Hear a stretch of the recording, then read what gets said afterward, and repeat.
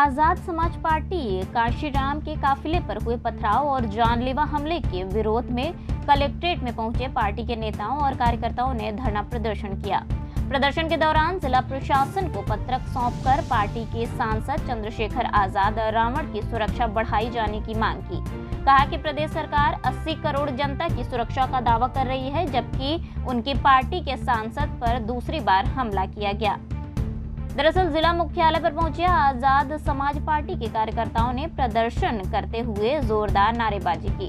कहा कि मथुरा में उनके ऊपर किया गया हमला दलितों गरीबों की आवाज को दबाने का प्रयास है। सरकार एक तरफ प्रदेश के लोगों की सुरक्षा का दावा कर रही है, जबकि लोकसभा सदस्य चंद्रशेखर आजाद पर मथुरा में हमला किया गया।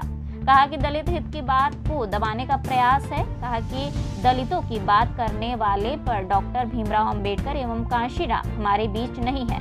समाज के दबे कुचले लोगों की आवाज बने चंद्रशेखर आजाद एक नई प्रदेश के दूसरी बार हमला किया गया, जिसकी कड़ी निंदा करते हुए वक्ताओं ने सांसद की सुरक्षा बढ़ाए जाने की मांग की। कहा कि प्रदेश सरकार से वह और कुछ नहीं मांगते, केवल अपने नेता चंद्रशेखर की सुरक्षा की मांग कर रहे हैं।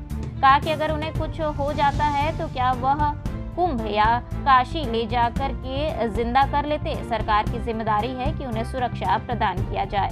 कि आज आप लोग काफी संख्या में जिला मुख्यालय पे आए हैं, विरोध प्रदर्शन कर रहे हैं, क्या मांग है, किन मांगों को लेकर आए? मांग जो है, इधर मथुरा में हमारे राष्ट्रीय अध्यक्ष जी के साथ जानलेवा हमला हुआ। इस देश में संवैधानिक और निर्वाचित सांसद एडवोकेट चंद्रशेखर आजाद जी के साथ जो हमला होता है, वहाँ शासन प्रशासन के लोग रहते हैं। शासन प्रशासन के लोग मूक बधिर होकर देख रहे हैं। ये एक बार नहीं, ये दूसरी बार ये घटना हुई। ये कुछ दिन पहले बुलेट से हमला हुई, आज जो है पथराव किया गया। तमाम उस भीड़ में अगर पुनः जो है कोई गोली चला के इस तरह की घटना को अंजाम देना चाहता तो राष्ट्रीय अध्यक्ष जी हमारे बीच में ना होते तो हम क्या करते, हम क्या कर लेते? क्या उनको पुनः जीवित कर लेते? हम उनको कुंभ में ले जाके नहला के या किसी बाबा के दरबार में, काशी विश्वनाथ जी के दरबार में ले जाते तो क्या उनको हम जीवित करा पाते? वेदना हमारी ये है। कोई देख के नहीं गोली चलाता है, कोई देख के वार नहीं करता है। एक बार नहीं, दो बार ये चीजें हो चुकी हैं। हम अपनी बात को कितनी बार इस बात को रखेंगे? सरकार कहती है कि 40 करोड़ को जो है हमने जो है कुंभ स्नान कराया। आप गलत बोलते हैं, आप भेदभाव पूर्वक काम करते हैं। एक सांसद की प्रोटेस्ट आप जो है एक बात को नहीं समझ पाते, एक सांसद की सुरक्षा मुहैया नहीं करा पाते। हम कैसे मान लें कि आपका जो 40 लाख का कुंभ जो है, आपने वहां गिनती लगाई, टोकन गिन रहे थे क्या? आप वहां बैठे योगी जी अब मोदी जी क्या 2-3 द्वार पर बैठे हुए थे क्या? टोकन दे रहे थे क्या? 1 2 3 4 6 8 जब जाति जनगणना की बात की जाती है तो जाति गणना जिस देश में नहीं होती है, और जब कुंभ की बात चलती है तो उस कुंभ में आप गिनती भी कर लेते हैं। तो इसी लगे जो है आप जाति जनगणना भी करा देते कुंभ के दौरान, तो सरकार का राजस्व बच गया होता। सरकार भेदभाव काम करती है, सरकार जात पात धर्म के हिसाब से काम करती है।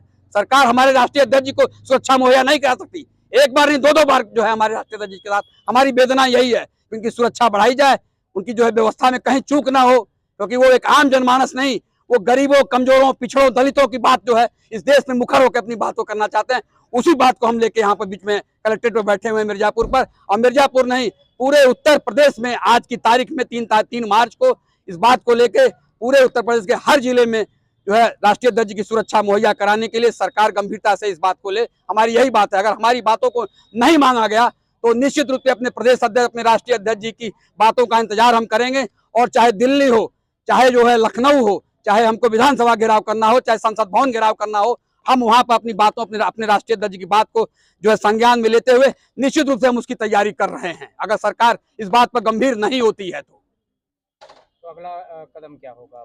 अगला कदम यही होगा कि हम देखना चाहते हैं कि सरकार हमारी पार्टी, हमारे राष्ट्रीय अध्यक्ष जी को कितनी गंभीरता से लेती है। हम उनकी सुरक्षा की मांग कर रहे हैं, हम उनके लिए कोई विशेष दर्जा या कोई विशेष सुविधा की मांग नहीं कर रहे हैं, हम उनके लिए कोई स्पेशल कोई व्यवस्था नहीं मांगते।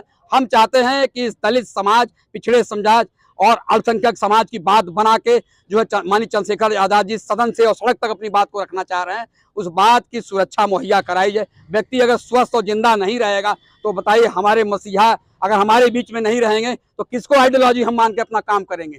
इतने दिन के बाद बाबा साहब भीमराव अंबेडकर ने संविधान बनाया, बाबा साहब भीमराव अंबेडकर हमारे बीच में नहीं है। मान्यवर काशीराम ने उस संविधान को लेके जो है बहुजन की बात को सदन तक पहुंचाया, वहां विधायक और सांसद पहुंचाया। हमारे बीच में मान्यवर काशीराम जी नहीं है। अब अंबेडकर जी और मान्यवर काशीराम जी नहीं है, अब हमारे बीच में बहुजन महापुरुषों के भगवान के और नायक के रूप में चंद्रशेखर आजाद जी हैं। हमारी पीड़ा ये है कि उनकी सुरक्षा बढ़ाई जाए। बाकी सरकार से, केंद्र सरकार, प्रदेश सरकार से हमें कोई मांग नहीं है। हम संवैधानिक तरीके से जो हमारा हक अधिकार मिलता है, जो आम जनमानस को मिलता है, उसी में हम संतुष्ट होकर अपनी बात को एक संवैधानिक तरीके से अपनी बात को रखना चाहते हैं। ये अपना परिचय भी बताएं। मैं सुनील पटेल, मंडल कोऑर्डिनेटर, मंडल प्रभारी, मिर्जापुर, उत्तर प्रदेश।